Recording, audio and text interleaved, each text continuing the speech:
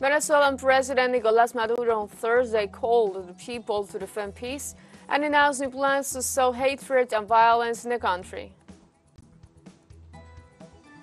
The 48 cantons, Guatemala's powerful indigenous organization, remains in a state of struggle after a meeting at the polling ministry failed to make any progress.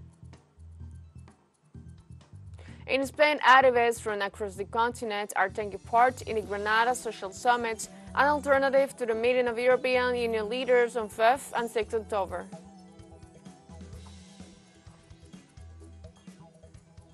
Hello, welcome to Front South. I'm Ana Rosabal from the TeleSUR studios in Havana, Cuba. We begin with the news. The president of Venezuela, Nicolas Maduro, on Thursday called on the people to defend peace and announced new plans to seek to sow hatred and violence in the country. During a meeting with the political and military high command of the revolution, the president oriented the lines of action to successfully close the year 2023. He also announced the launching of the new missions, Venezuelan Women, Venezuelan Youth, and the Great Mission, Equality and Social Happiness of the People in order to attend the population. Maduro also reaffirmed the need to defend peace as the greatest achievement of his administration and announced that hate speeches that seek to destabilize the country. The 48 cantons, the powerful Guatemalan Indigenous Organization, remains in a struggle after concluding a meeting at the polling ministry in which no progress was made. The authorities of all 48 cantons in Totonicapán and several delegates from the polling ministry attended the meeting. The head, Consuelo Porras, was a great absentee.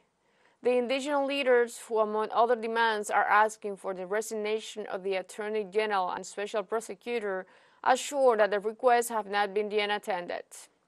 Ángel Pineda, Secretary of the Polling Ministry, informed that the permanence of the prosecutor is determined by the law. The indigenous leaders estimated that more meetings would be a waste of time. In Guatemala, 44 people have died and are missing due to heavy rains in the nation. The information was confirmed by the National Coordinator for Disaster Reduction, CONRED, in which they reported 5 injured citizens. The report indicated that the nation has registered more than 7,000 victims, more than 14,000 evacuees, and at least 650 houses are at risk. In this context, after 3 years, the phenomenon of La Niña gives way to El Niño, for which the forecast issued by the meteorological authorities showed heavy rains, floods, and droughts.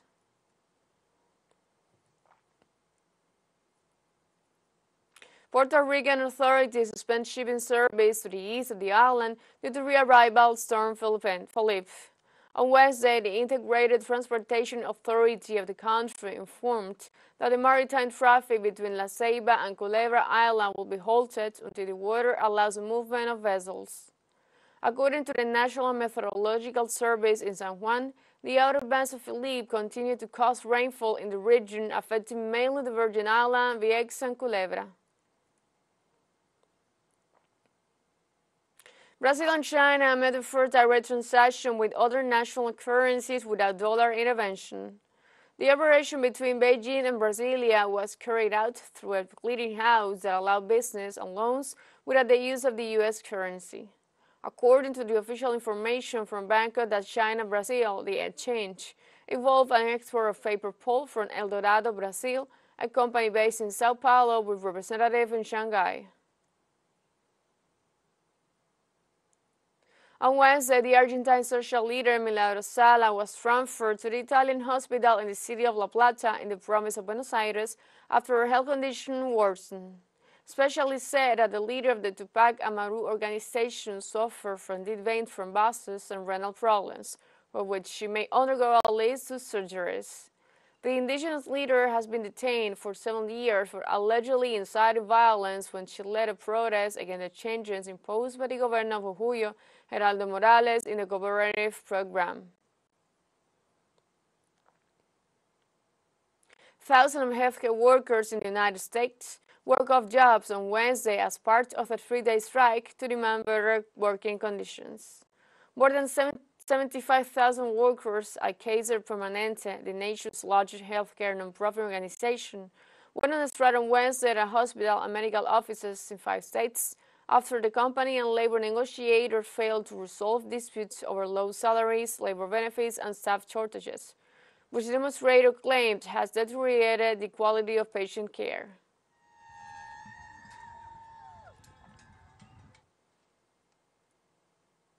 In the United States, safety agencies report multiple victims in a shooting in the city of Holyoke in the state of Massachusetts.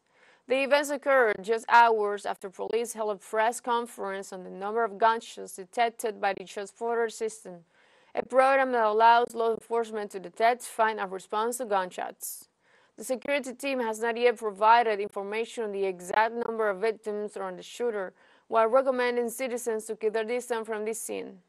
Likewise, 113 shooting incidents have been reported in the last 6 months in the region, 72 of which occur near a playground and 27 near a school.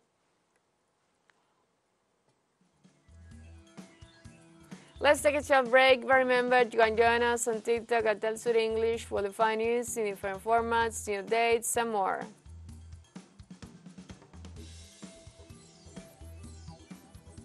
All stories coming up, stay with us.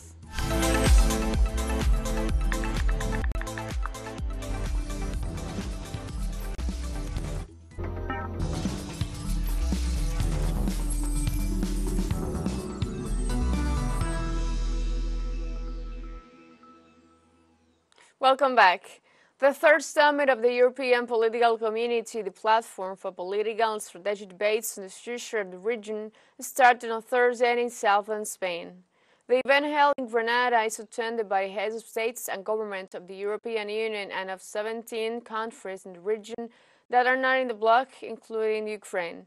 It is worth to note it will serve as prelude to the summit of heads of states and governments that will take place on Friday.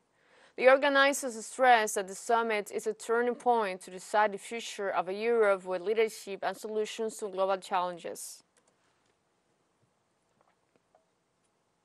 In the United Kingdom, train drivers go on strike to demand better working conditions and wages. The strike was convened by the Society of Locomotive Engineers and Firefighters and have affected existing railway operators. The union imposed a ban on workers not to work overtime until Friday, October 6, which will disrupt train travel for more than a week. The National Union of Rail, Maritime and Transport Workers canceled the strike schedule for Wednesday and Friday because they made significant progress in negotiations with the government. More than 460 participants gathered in the Vatican's Paul VI Hall for the first session of the 16th Ordinary General Assembly of the Synod of Bishops. The Synod takes place in the wake of an unprecedented two-year global consultation that also broached contentious topics such as women deacons and priestly celibacy. In his opening address, Pope Francis sought to portray the Church of 1.3 billion faithful as more tolerant amid changing social norms and demographics, including the growth of Christianity outside the West. The Czech Republic and Austria have temporarily reintroduced checkpoints along the border with Slovakia in an effort to stem the flow of migrants. In separate announcements, both countries said that the measure will become effective on Wednesday and remain in place initially for 10 days. Austrian Interior Minister Gerhard Gardner said at the press conference that the aim is to prevent smugglers from using alternative routes. On the other hand, Czech Interior Minister Vít Rakusan said the checks will help effectively fight human traffickers. Rakusan said the step was closely coordinated with neighboring countries, including Poland, which already decided to launch similar checkpoints at its border with Slovakia. On Wednesday, Azerbaijan's President Ilham Aliyev has turned down a European meeting in Spain with Armenia's Prime Minister Nikol Pashinyan. Azerbaijan's president told reporters that he did not consider it necessary to participate in the negotiations in the first format because of Romanian statements by French officials. The talks were to take place in the silence of the European summit under the mediation of France, Germany, and the European Council. 2 weeks ago, Aliyev launched a one-day offensive that saw his country regain control of Nagorno-Karabakh, the home of the pro-Armenian separatists. Of course, it's painful that the trip didn't happen, but we are hopeful that this watershed document, which is still on the table, will be signed at the right time.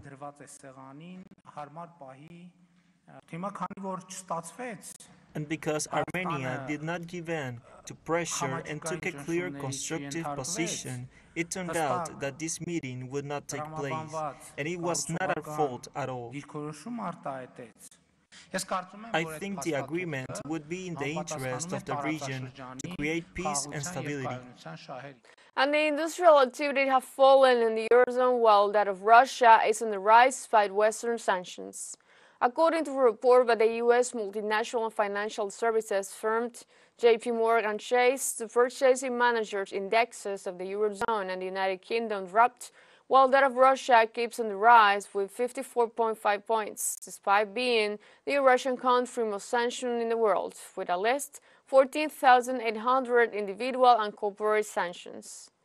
Russian President Vladimir Putin has said that these actions are doing more harm to those who impose them and would have serious consequences for the world energy market.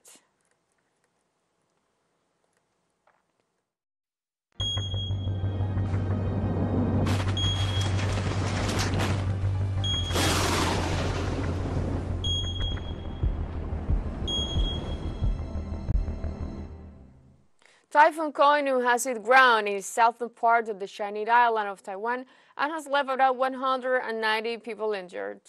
The local meteorological office reported that the phenomenon hit ground Thursday morning at Cape Elu Anbi and is expected to weaken as it passes westward toward Guangdong and Fujian provinces in southern China.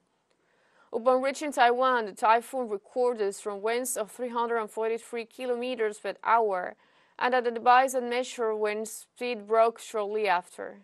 The heaviest rain fell in the eastern country of Taichung and Hualien, as well as in the mountainous Pingtung County in the south.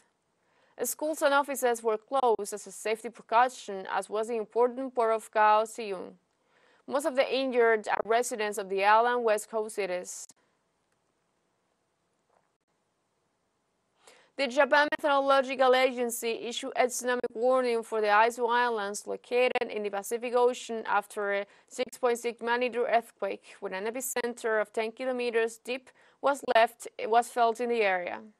The Meteorological Agency of Japan located the epicenter of the telluric movement at a depth of 10 kilometers in the area. Authorities warned that due to its intensity, it could produce waves with a height of approximately 1 meter and hit the island. Disaster prevention specialists are working with local governments in the Aizu Island to gather information in preparation for a possible tsunami in the last hours. And after the reports, the alert has been deactivated, but precautionary measures remain.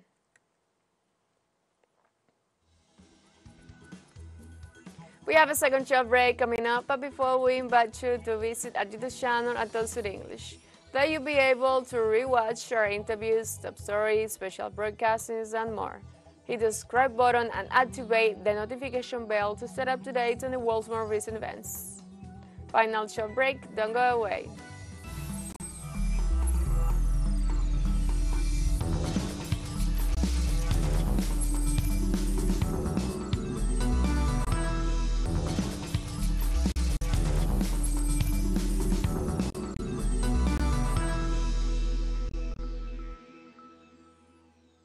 Welcome back.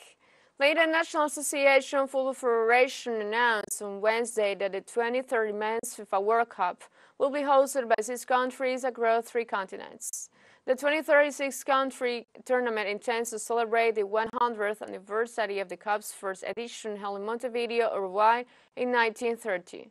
According to the FIFA's announcement, Spain, Portugal, and Morocco will co-host the match, while Uruguay, Paraguay, and Argentina will all stage an opening game match. Wednesday's announcement puts an end to the rumored rivalry between the favorites, joined by Argentina, Uruguay, Chile, and Paraguay, and the European ticket alone led by Spain and Portugal. Result: a celebration will take place in South America, and 3 South American countries, Uruguay, Argentina, and Paraguay, will organize 1 match each of the FIFA World Cup 2030. The first of these 3 matches will of course be played at the stadium where it all began, in Montevideo's mythical Estadio Centenario, precisely to celebrate the centenary edition of the FIFA World Cup.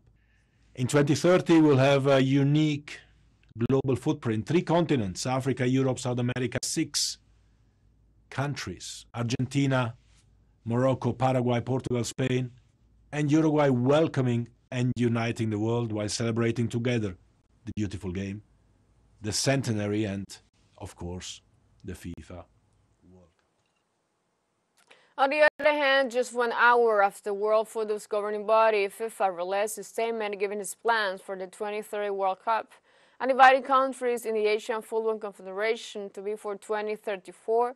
Saudi Arabia announced on Wednesday that it plans to host the Cup for that year.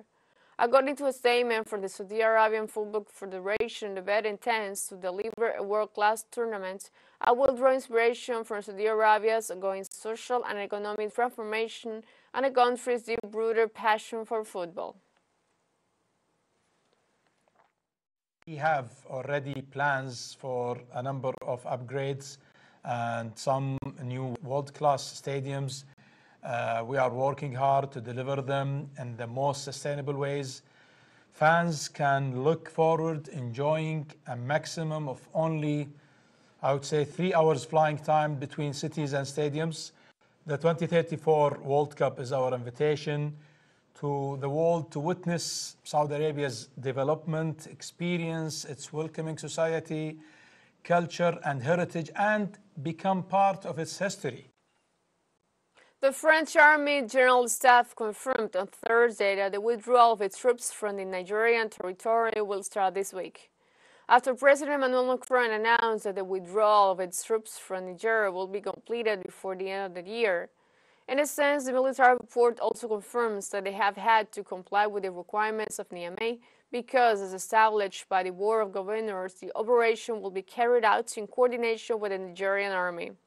They warned that to evacuate 1,500 soldiers, they could send additional troops to ensure safe exit.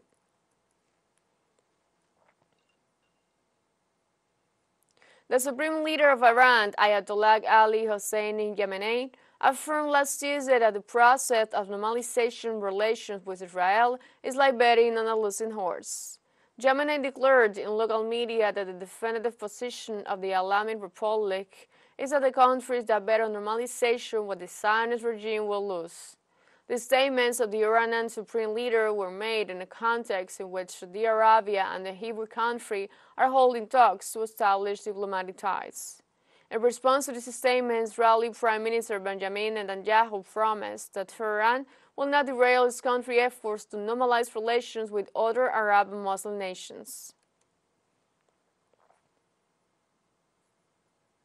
The Israeli occupation troops killed on Thursday 2 young Palestinians in a new onslaught against their territories. The events occurred in Tukarem, north of the occupied West Bank. There, the Zionist invasion has already left dozens wounded and arrested in 2023. In the sense, the Israeli forces confirmed the death of Rahman Faris Muhammad, 23 years old, and Hudaiva Muhammad Fars, 27. The occupation forces alleged both young men were armed terrorists and accused them of attacking the Israeli citizen. However, no evidence was being presented to confirm the accusations. Hours before these events, Israeli Minister Ben-Gvir said they would approve measures to allow police to fire live ammunition at Palestinians.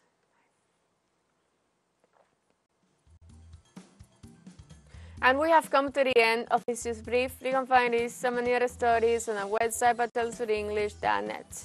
And join us on social media, Facebook, X, Instagram, Telegram, and TikTok. For TeleSUR English, I'm Ana Rosabal. Thank you for watching.